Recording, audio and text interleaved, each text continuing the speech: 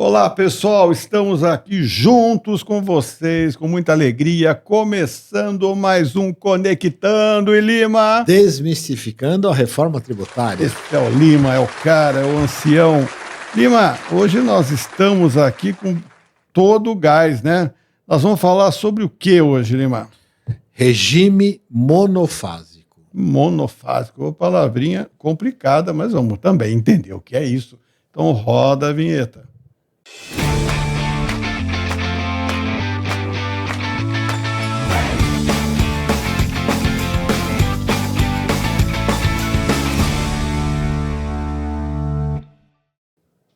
É isso aí, pessoal. Estamos de volta a mais um programa Conectando e Desmistificando com o guru da sabedoria, o poder daqui do nosso Jedi aqui da reforma tributária. Hoje ele tá animado, hein? O Lima tem que estar, porque ele fala assim... Eu não, você. Ele fala, eu preciso falar mais sobre reforma. Eu falo, não, eu preciso conseguir falar mais que o Donizete. Isso é impossível, é impossível.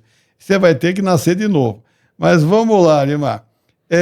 Vamos falar um pouco, então, sobre regime, né, regimes diferenciados, né, que existem, né, dentro da Lei Complementar 214, que trata, nesse caso, dentre eles, né, nós estamos falando aí do regime monofásico, no qual, né, eu entendo aqui que o regime monofásico ele existe, né, para que você possa tributar no início, né, da cadeia de produção, porque um item que a gente consome, ou ele foi produzido aqui no Brasil, ou ele foi importado. Então, esse item, que ele já é tributado na origem, nós já temos isso no regime antes, né, da reforma tributária. O que muda na reforma tributária é dar um pouco de nome, né, a esses itens. Explica para nós, quais são esses itens? Vamos lá, falando de regimes diferenciados, né, o monofásico regime monofásico é um deles. Isso é uma questão, como você disse, na produção e na importação, são atividades que detêm maior controle, né? E aí não vai gerar crédito, lembrando da não cumulatividade plena em outras atividades.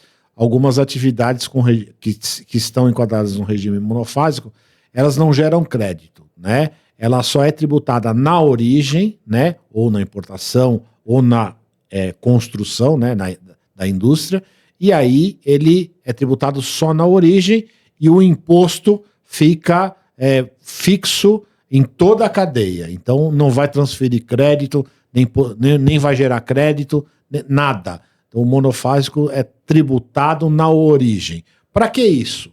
Né? Faz a pergunta. Para que isso, Lima? Muito bem. Você deixou eu falar. Eu estou ensinando ele direitinho. Na verdade, esse é o regime monofásico, é onde o governo ele tem, isso vem antes da reforma tributária, né? São atividades que o governo quer controlar melhor, né? Então a gente tem, por exemplo, um deles, o mais relevante, de maior volume, são os combustíveis, né? Até para controle, para evitar sonegação, são vários fatores que determinam as atividades que precisam ter dentro de um controle pelo volume, né? Volume muito grande. Então, o regime monofásico, tributando somente na origem, ele não vai gerando um imposto na cadeia. Lima, então, quando nós falamos, né, para ficando ainda, né, para poder falar um pouco mais sobre combustível, antes de você acabou de falar, né, e citar os outros exemplos, nós temos no combustível também, né, a possibilidade de ajustes setoriais, porque nós vemos que quando você fala do regime monofásico para o combustível, nós temos lá o biocombustível, temos importação direta, temos toda essa evolução, né, que está tendo na área atual da ESG, na área dos combustíveis. Com certeza nós vamos ter também, né, alguma mudança ou alguma vantagem nisso que o governo vai estar dando? Né? Provavelmente vai dar. A gente não tem essa informação ainda. O que a gente está focando, na verdade, é que assim, esses setores de longa cadeia, né, esses setores que têm um risco de sonegação muito grande, tem muitas variáveis, o regime monofásico é aplicado para essa segurança, né? E ela tem como vantagem, como ele é tratado na origem, uma previsibilidade para arrecadação. Então o governo consegue controlar, baseado, porque ele tem o volume que é comercializado, então ele sabe quanto ele vai arrecadar, porque é baseado nessa previsibilidade do volume que ele eu diria que esse é o mundo ideal tributário para o governo, né? Para o governo, mas tem uma desvantagem, né? A reforma tributária, acho que isso é importante a gente colocar, ela, quando a gente muda todo o conceito da tributação do consumo, né? O regime, e ele vai dar muita transparência, então você vai vender um equipamento ou prestar um serviço por R$100, o destaque do tributo na cadeia, no regime normal, né, da não cumulatividade, vai destacar o imposto lá. Então, se 100, a alíquota é 28, vai dar 128. 28 é o imposto destacado. No regime monofásico, isso não consegue ser ajustado, né? Porque ele é tributado lá na origem e tem a cadeia, então o tributo não vai aparecer na nota, por exemplo. E como não aparece hoje, né? Então precisa ter essa distorção, talvez não está prevista ainda, mas poderia ser corrigida, mesmo que o imposto foi pago na origem, em toda a cadeia é ele ser destacado. Então, você pagou 10, vendeu por 38, você pôr o tributo na origem destacado no cupom fiscal, que vai acabar, e na nota fiscal. Isso daí nós colocamos como transparência, né? Exatamente. Já que a reforma tributária prega essa transparência e traz, eu acho que nós não podemos ir para o futuro para uma modalidade nova usando com os mesmos vícios do passado. Então, acho que você está falando deveria ser um pleito de todos. É importante. Mas né? Cita mais um pouco para nós. Quais são outros exemplos? Depois a gente volta a falar um pouquinho mais sobre, né, esses pontos polêmicos. Aí. Então, seguindo o mesmo critério de tratar por volume, por controle, etc., as bebidas alcoólicas vão ter o regime... Que já continuam, né? Cigarros... Né? Não estamos falando de imposto seletivo. Eu ia falar isso, né? Além de estar no imposto seletivo, né? Que é do pecado, né? Exatamente. Além de tudo, ele já está no regime monofásico. Já é no pecado. O monofásico, apesar que tem medicamento essencial, né? Que é tratado específico, não é o medicamento que tem a redução, né? Nós temos medicamentos com redução de 60%. Que já foi tratado em outro programa. Nós temos medicamentos com redução, com alíquota zero, e tem o medicamento especial, que é regime monofásico. Ou seja, temos 3 tipos de tributação para medicamentos. Medicamento é algo que, vamos dizer assim, ele tem um gênero, né? E reforçando a questão do detalhamento do que está de fato tributado no regime com a redução de 60%, no caso do medicamento, está devidamente relacionada na lei. Então, o medicamento que tem redução de 60% está lá relacionado. E da mesma forma, o monofásico, zero, né? E o monofásico. Os 3 estão relacionados nas suas cadeias corretas, tá? E aí nós também estendemos mais aqui. Telecomunicações, né? Também tem regime monofásico, também é na origem. A conta do celular de todo mundo aí. A conta de luz, né? Luz. Agora tem a conta de luz grátis, né? Mas enfim, não vamos entrar nesse mérito. A nossa não é, a gente paga. A nossa é paga e bem paga, que não é barata, né? A nossa luz é a mais cara do mundo. Enfim, e a gente tá pagando para os outros também, né? Diga-se de passagem, né?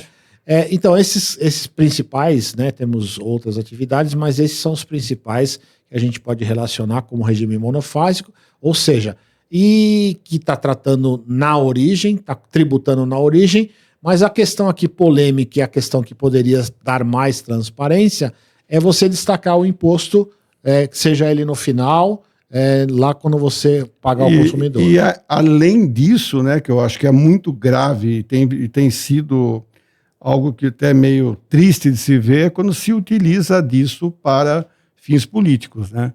Que não se politize, porque você começa, né?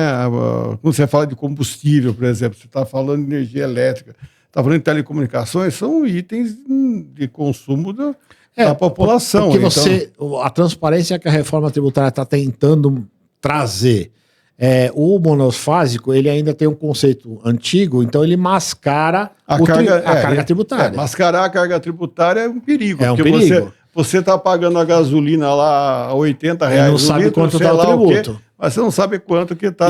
E lembrando, mais que isso, a gente sabe que um dos principais mecanismos políticos é mexer no combustível, mexer no valor da energia elétrica. Como é que mexe? Na carga tributária. Então isso é um problema. Precisa ter transparência, precisa ter controle social, controle de tudo, fiscal, tudo que é direito de controle, né? Realmente nós vemos aí que nós caminhamos, né, a passos largos aí para uma melhoria, mas a gente chama a atenção para que a gente não incorra, né, em vícios que podem comprometer a própria reforma tributária que veio para ajudar e não para complicar. Mas acreditamos sempre no melhor, né, Lima? Não vamos ser pessimistas. Lembrando, a gente falou essa questão da nota fiscal, existe argumento técnico e legal, tanto da lei complementar 214, um determinado artigo, se não me engano é o 147, que determina, mesmo no regime monofásico, que você coloque o valor do tributo. Mas isso não impede tudo que a gente falou, que é a questão política, a questão de manipulação, enfim. E tem que ter tecnologia, tem que ter todo um cuidado. Tem todo esse cuidado, mas é importante a gente destacar isso, tratar o regime monofásico. Ele pode ir sendo eliminado conforme a evolução da questão do regime não cumulativo, você vai percebendo uma ampliação na arrecadação, e aí os regimes monofásicos podem ir acabando ou reduzindo tributos, enfim. É importante tratar isso aí, mas ter conhecimento desses regimes especiais. O monofásico ainda veio como herança do sistema atual, né? Eu acho interessante, se você analisar todos os nossos programas e tudo que nós já tratamos, como a reforma tributária praticamente é um pouco, né, de tudo que nós já tínhamos, né, mas reeditado numa outra versão. É óbvio que a redução, né, do que houve, né, de extinção de normas e toda essa parte de ICMS que é gigantesca, tudo que fala de PIS, COFINS, nós tivemos uma simplificação muito grande. Mas a questão é que na estrutural, eu não estou falando em redução da lei, né, mas estruturalmente falando, em termos do que já existia, você vê que ainda nós mantemos a mesma lógica, pelo menos na estrutura, né? O grande volume, tirando as exceções, acho que toda regra, a gente sabe que tem exceções, o grande volume está na regra, né? Que é a não cumulatividade, ela não é plena, fala-se plena, mas ela não é plena, mas como existem setores específicos, tem que ser melhor controlado, o monofásico é um deles, para que a regra tenha também o controle das exceções, né? Então a regra seja forte, né? E as exceções sejam tratadas, não deixadas numa zona cinzenta, como temos hoje muitas questões, né? Que gera problema jurídico, problema, a base muito discutível judicialmente, né? Isso gera oneração para as empresas, custo para as empresas e o custo Brasil. Então isso foi...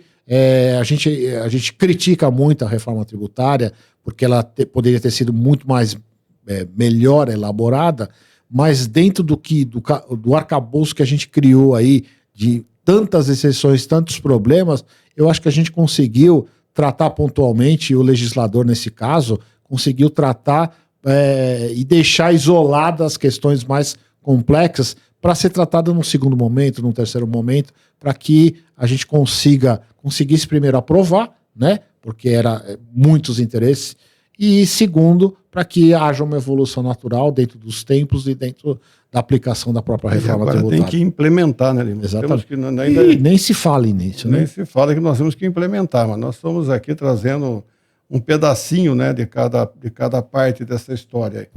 Bom, Lima, eu acho que o recado foi dado, pessoal. É mais um assunto aqui brilhante que o Lima está trazendo e que a gente entende que é relevante para vocês se atualizarem. E vamos então, Lima, para o fechamento, vamos agradecer aos nossos patrocinadores, Lima. Vamos lá. Vamos agradecer a Kion Tecnologia, uma empresa parceira que está apoiando a gente desde o primeiro episódio, né? Fundador, né? Fundadora, né? tudo bem. E nós já estamos 50 episódios da Reforma Tributária. Brincadeira. Parabéns para nós, né? Parabéns para nós, a gente merece. E parabéns a vocês que têm paciência, que têm mandado informações para a gente. Que contribuem, que contribuem para a gente fazer esse podcast aí, um podcast bastante interessante.